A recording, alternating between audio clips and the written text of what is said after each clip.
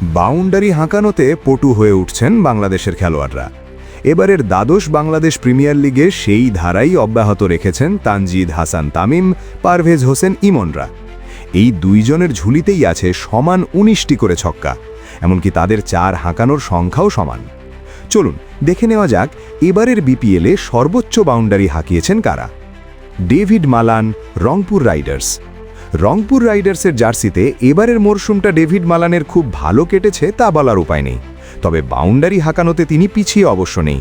৪০খানা boundary এসেছে তার bat থেকে, যার মধ্যে ৩১টি ৪-এর বিপরীতে স্রেফ ৮টি ছক্কা হাঁকিয়েছেন ইংলিশ এই ব্যাটার। নাজমুল হোসেন শান্ত, রাজশাহী ওয়ারিয়ার্স। চ্যাম্পিয়ন অধিনায়ক নাজমুল হোসেন শান্ত তার দলকে সামনে থেকেই দিয়েছেন নেতৃত্ব। বাউন্ডারি হাঁকানোতেও তিনি দেখিয়েছেন মুনশিয়ানা।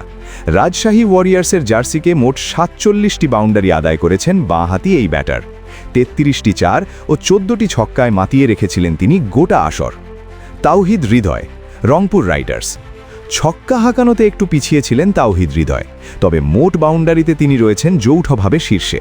মোট ৫১টি বাউন্ডারি আদায় করেছেন হৃদয় রংপুর রাইডার্সের জার্সিতে, যার মধ্যে ছিল শান্তর সমান ১৪টি ছক্কা ও ৩৭টি ৪। গ্রাউন্ড বাউন্ডারিতে এই তালিকায় শীর্ষে আছেন ডানহাতি এই ব্যাটার। তানজিদ হাসান তামিম, ছক্কা হাঁকিয়েছেন ১৯টি, এছাড়াও তার ব্যাট থেকে এসেছে আরও ৩২টি ৪-এর মার। সব মিলিয়ে মোট ৫১টি বাউন্ডারি হাঁকিয়েছেন বাঁহাতি এই ব্যাটার। দলের শিরোপা জয়ে ভীষণ গুরুত্বপূর্ণ অবদান রেখেছেন তিনি। তবে এক ইনিংস বেশি খেলায় একটু পিছিয়ে দ্বিতীয়তে রয়েছেন রাজশাহী ওয়ারিয়ার্সের এই ওপেনার। পারভেজ হোসেন ইমন, সিলেট টাইটান্সের জার্সিতে। ছক্কা হাঁকানোর স্বভাবজাত গুণ রয়েছে পারভেজ হোসেন ইমনের। তানজিদ হাসান তামিমের সাথে পাল্লা দিয়ে ছক্কা হাঁকিয়েছেন তিনি এবারের বিপিএলে। তার দল সিলেট টাইটান্স ফাইনাল অবধি পৌঁছতে না পারলেও বাউন্ডারি আদায়ে তিনি শীর্ষস্থান ঠিকই দখল করে রেখেছেন ৫১টি বাউন্ডারিতে, যার মধ্যে তামিমের সমান ৩২টি ৪ ও ১৯টি ছক্কা এসেছে তার ব্যাট থেকে।